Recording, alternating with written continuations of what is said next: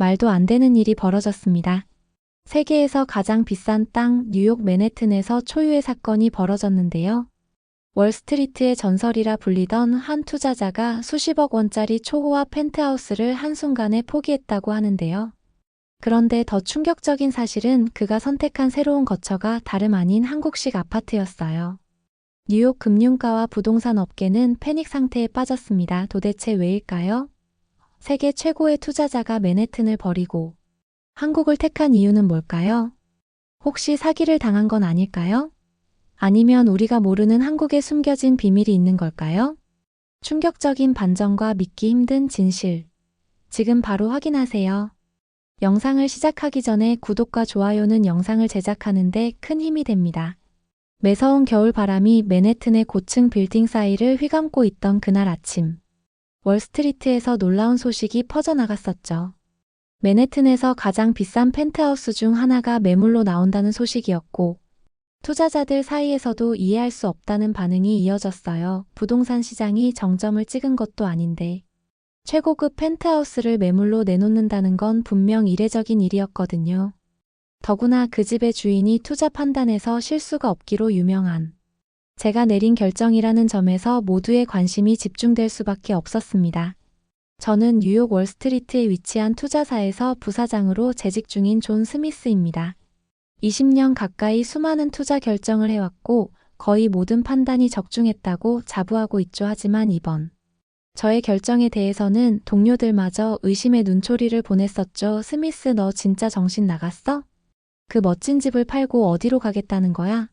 프로젝트 때문에 한국행이 결정된 건 3개월 전의 일이었었죠. 최악의 한파가 미국 동부를 강하던 때 저는 아내 엘레나와 격한 말다툼을 하고 있었죠. 딸 에이미의 천식이 다시 심해진 것이 발단이었죠. 밖에는 눈보라가 몰아치고 실내 난방은 최대로 틀었지만 공기는 건조하기만 했습니다.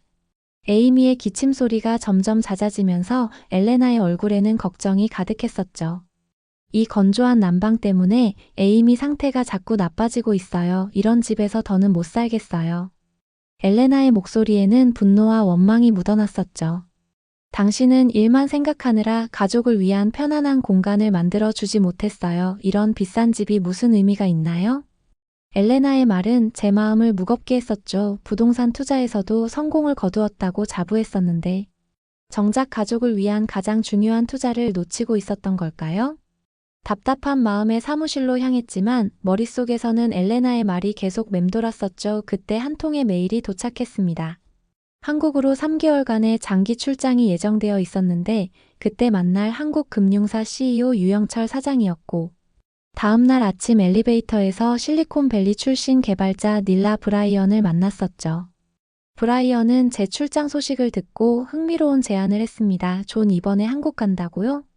이번 출장에서 호텔 말고 한국식 아파트를 꼭 경험해보세요. 저는 브라이언의 말을 의아하게 들었었죠. 한국식 아파트는 뭐고 그게 뭐가 그렇게 특별하단 말인지 이해가 되지 않았거든요. 제 의문스러운 표정을 본 브라이언이 빙그레 웃으며 말했었죠. 존, 한국 아파트는 당신이 알고 있는 아파트가 아닐 거예요. 왜 제가 실리콘밸리의 최첨단 주거 단지보다 한국식 아파트를 선호하는지 곧 이해하게 될 거예요. 호기심이 생겨 사무실로 돌아와 한국의 아파트를 검색해 보았었죠. 화면에 나타난 이미지들은 제가 알던 아파트의 개념을 완전히 뒤집어 놓았습니다. 호텔 같은 로비, 체계적인 보안 시스템, 그리고 우아한 조경까지 제 상식을 넘어서는 것이었죠. 곧바로 김현우 사장에게 답장을 보냈었죠. 한국식 아파트에 대해 관심이 생겼는데 혹시 제가 직접 체험해 볼 수 있을까요? 그렇게 저는 제 인생을 바꿀 선택을 하게 되었습니다. 당시에는 몰랐지만 이 결정이 제 가족의 삶까지 완전히 바꿔놓게 될 줄은 상상도 못했었죠. 하지만 그 당시에 제가 아는 아파트는 소음이 심하고 공간도 좁고 화재 위험까지 있는 곳이었습니다. 며칠 후 한국으로 넘어가 유영철 사장을 만났습니다. 유영철 사장은 제 걱정스러운 표정을 읽었는지 이렇게 말했었죠. 존 부사장님, 미국의 아파트와는 완전히 다릅니다. 직접 보시면 이해하실 거예요. 유영철 사장님의 자신감 넘치는 목소리에는 왠지 모를 설득력이 있었었죠. 결국 저는 그의 제안을 받아들였죠. 공항에서부터 아파트로 가는 길. 유영철 사장은 한국의 주거 문화에 대해 상세히 설명해 주었었죠. 인천공항에서 서울로 향하는 길은 그 자체로 놀라운 경험이었습니다. 완벽하게 정리된 도로 체계적인 교통 시스템. 그리고 미래지향적인 도시 설계까지 말이죠. 하지만 진짜 충격은 아파트 단지에 도착하고 나서였었죠. 처음 본 순간 저는 잘못 왔다고 생각했었죠. 여기가 정말 아파트 단지인 제 눈앞에 펼쳐진 건 마치 특급 호텔을 연상시키는 웅장한 건물이었거든요. 40층이 넘는 고층 타워들이 세련된 디자인으로 하늘을 찌를 듯 솟아 있었고, 단지 입구에는 고급스러운 로비가 자리 잡고 있었죠. 이건 제가 알던 아파트가 아닌데요? 하면서 아파트 안으로 들어서면서 저는 계속해서 놀라움을 금치 못했어요. 넓은 창을 통해 서울의 파노라마 전경이 한눈에 들어왔고 실내는 최신식 시스템으로 가득했거든요. 유영철 사장이 앱 하나를 실행하자 조명, 온도, 환기 시스템까지 아파트의 모든 것이 스마트폰 하나로 제어되기 시작했거든요. 이건 기본 기능일 뿐이에요. 더 놀라운 건 따로 있었어요. 주방으로 이동하자. 빌트인 가전 제품들이 완벽한 조화를 이루고 있었죠. 냉장고, 오븐, 식기세척기까지 모든 것이 벽면에 깔끔하게 매립되어 있었죠. 이 모든 가전 제품은 서로 연동되어 있었거든요. 식재료가 떨어지면 자동으로 주문도 가능했고요. 하지만 가장 큰 충격은 따로 있었습니다. 바로 보안 시스템이었고 CCTV 지문 인식, 얼굴 인식은 기본이었고 모든 출입 기록이 실시간으로 스마트폰에 전송되었죠. 아이들의 등 하교도 이 시스템으로 확인할 수 있어요. 저는 감탄을 금치 못했어요. 창 밖으로 보이는 조경도 인상적이었고요. 아파트 단지 내에는 잘 가꾸어진 공원과 산책로가 있었고 주민들을 위한 다양한 편의시설도 갖추어져 있었습니다. 이 모든 것이 정말 아파트의 일부라고요? 라는 제 질문에 유영철 사장은 자부심 가득한 미소를 지었었죠. 스미스 부사장님. 이제 이해하시겠어요? 왜 우리가 이것을 단순한 아파트가 아닌 미래형 주거 공간이라고 부르는지. 그의 말에 저는 고개를 끄덕일 수밖에 없었습니다. 이것은 제가 알던 아파트가 아니었기 때문이었죠. 영하 15도의 한파가 몰아치던 그날 밤. 서울의 하늘에서는 한방 눈이 쏟아지고 있었죠. 처음 접하는 한국의 겨울이었지만 뉴욕의 겨울만큼이나 춥고 혹독해 보였죠. 아파트로 들어서 저는 본능적으로 두꺼운 옷을 꺼내 입었었죠. 미국에서의 경험상 이런 날씨에는 실내도 쉽게 춥기 때문이었습니다. 방 안을 둘러보며 난방기를 찾았지만 보이지 않았거든요. 이상하다 싶어 신발을 벗고 방 안으로 들어섰는데 그 순간 놀라운 경험을 하게 됐었죠. 차가울 거라 생각했던 바닥에서 따뜻한 온기가 전해져 왔기 때문입니다. 이게 무슨 원리지 호기심에 바닥을 만져보았었죠. 놀랍게도 바닥 전체가 은은하게 엄청 따뜻했었죠. 게다가 미국의 히터에서 나오는 것 같은 건조한 열기가 아닌 온몸을 감싸는 듯한 자연스러운 온기였었죠. 유영철 사장님한테 여쭈어 보니 사장님이 답을 주었었죠. 그건 한국식 온돌 난방입니다. 수천 년의 역사를 가진 한국의 전통 난방 방식이죠. 저는 그날 밤 처음으로 진정한 휴식을 경험했습니다. 따뜻한 바닥에 누워 있으니 온몸에 피로가 풀리는 듯한 느낌.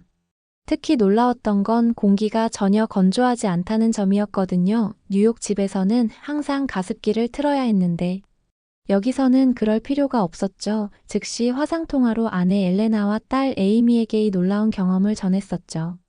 여보, 이건 정말 믿을 수 없을 만큼 대단해요. 바닥 전체가 따뜻하다고 게다가 전혀 건조하지 않아요. 이야기를 듣고 엘레나의 눈빛이 달라졌죠. 에이미의 천식에도 좋을 것 같은데요? 날이 갈수록 온돌의 매력은 더욱 커져갔었죠. 아침에 일어날 때도 밤늦게 일하고 돌아올 때도 이 따뜻한 바닥은 저를 포근하게 맞아주었었죠.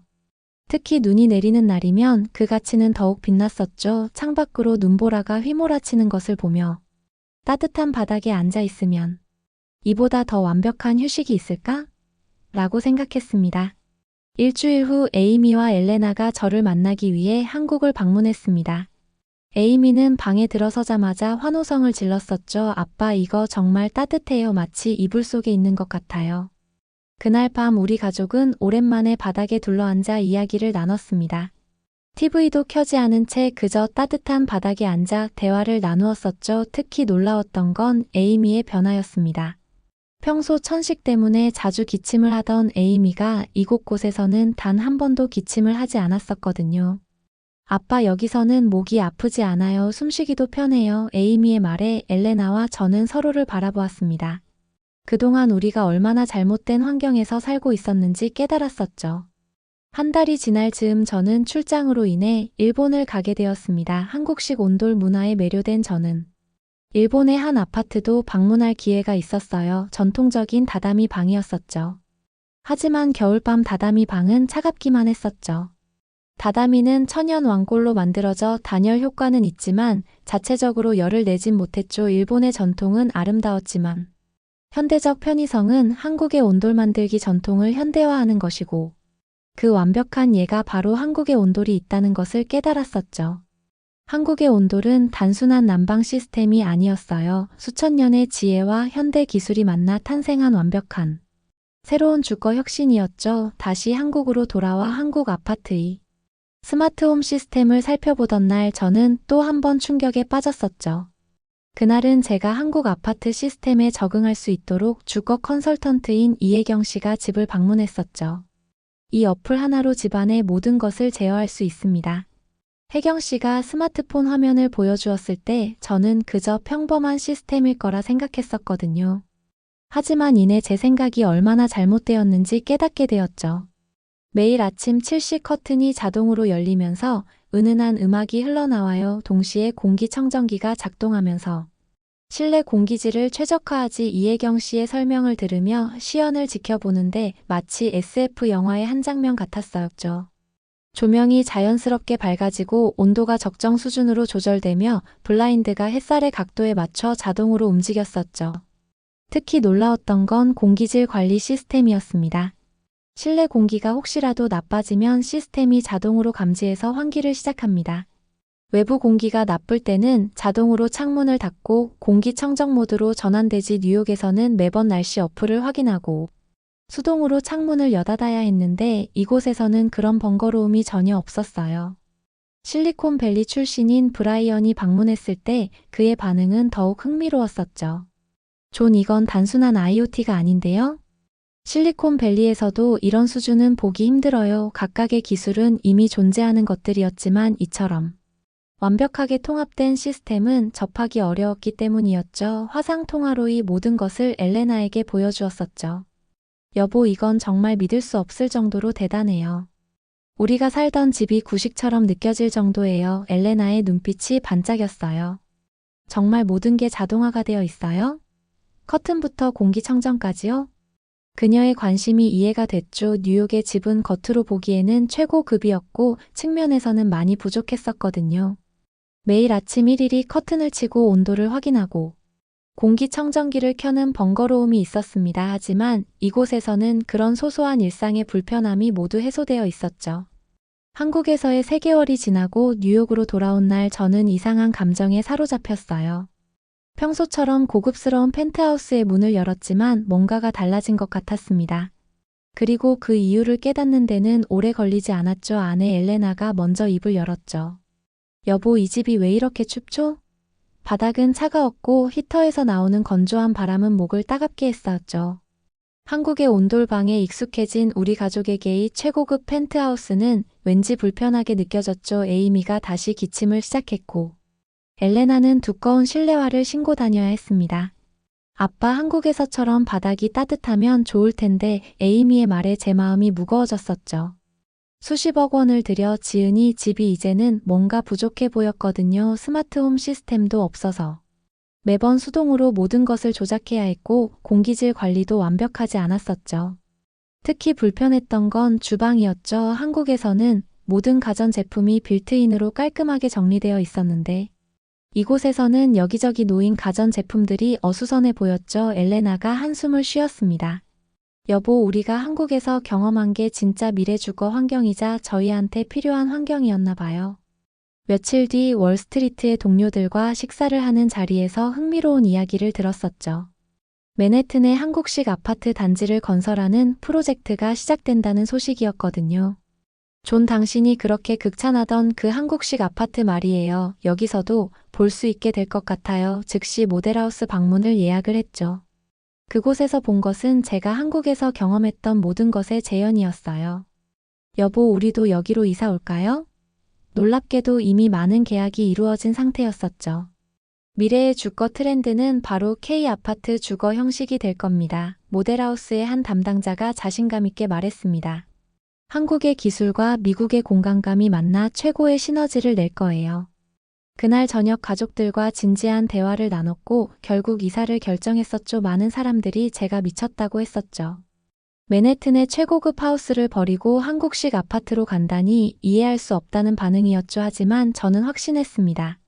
이것은 단순한 주거 형태의 변화가 아닌 삶의 질에 대한 새로운 기준을 세우는 일이라고 생각했죠.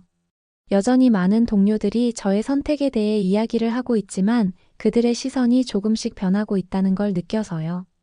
특히 저희 집을 방문한 동료들은 한결같이 놀라워합니다. 이게 아파트라고?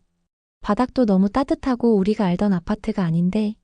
그들의 반응을 보며 저는 이제 미국에서도 진정한 미래 주거 혁명이 시작된 것이라는 생각을 했죠. 다음 날 일본의 한 부동산 전문가를 만났습니다. 그는 제가 한국식 아파트로 이사한다는 소식을 듣고 찾아왔었죠. 스미스 씨, 일본의 전통 주거 방식도 살펴보시는 게 어떨까요? 다다미만의 특별한 매력이 있답니다. 부동산 전문가의 제안에 호기심이 생겼죠. 이전 도쿄 출장에서 다다미를 경험했었지만 다시 한번 비교하기 위해 일본의 전통 가옥을 방문해 보기로 했죠. 차분하고 고진한 분위기의 다다미 방은 분명 매력적이었어요. 하지만 겨울밤 그곳에서 보낸 하룻밤은 제 선택이 옳았다는 확신을 주었죠. 다다미는 아름다웠지만 차가웠었죠. 방 안에는 이동식 히터가 놓여 있었는데 한쪽은 덥고 한쪽은 추웠었죠. 전통의 아름다움은 인정하지만 현대인의 삶의 시각으로는 불편함이 많았습니다. 더 흥미로웠던 건 일본의 젊은 건축가들의 인터뷰를 담은 기사를 봤을 때였어요. 사실 우리도 한국의 온돌 시스템을 연구하고 있어요. 전통을 고집하다 보니 현대화에 뒤처진 것 같아서요. 그들의 말에서 한국의 주거 문화가 이미 글로벌 스탠더드가 되어 가고 있음을 실감했었죠. 일본과 한국 두 나라 모두 오랜 전통을 가지고 있는 것은 분명했습니다. 하지만 한국은 전통의 장점을 살리면서도 현대적 혁신을 이뤄냈고, 일본은 전통을 고수하다 불편함을 감수하게 된 것이었죠. 우리가 사는 시대에는 전통과 현대의 완벽한 조화가 필요하다는 사실을 다시 깨달았습니다. 이제 우리 가족은 맨해튼의 한국식 아파트에서 새로운 삶을 시작했습니다. 매일 아침 자연스럽게 밝아오는 조명과 함께 하루를 시작하죠. 바닥에서 전해지는 따뜻한 온기와 쾌적한 실내 공기는 더 이상 특별한 것이 아닌 당연한 일상이 되었죠. 에이미의 건강은 눈에 띄게 좋아졌어요. 천식 증상이 거의 사라졌고 더 이상 병원을 찾을 일도 줄었습니다. 아침마다 상쾌한 표정으로 일어나는 에이미를 보면서 가끔 이런 생각이 들어요. 왜 진작 이런 선택을 하지 않았을까? 하고요. 엘레나도 달라졌죠. 더 이상 집안일로 스트레스 받지 않게 되었으니까요.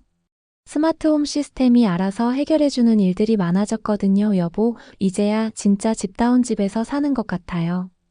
엘레나의 말에서 행복이 묻어났었죠. 월스트리트의 동료들도 하나둘씩 저희 집을 방문하기 시작했죠. 처음에는 호기심에서였지만 이제는 진지한 관심을 보이는 사람들이 점점 늘어났었죠. 한 동료는 이미 분양 상담을 받았다고 하고, 실리콘밸리의 IT 기업들도 한국식 아파트에 큰 관심을 보이고 있다고 들었었거든요. 최근에는 흥미로운 소식을 들었죠.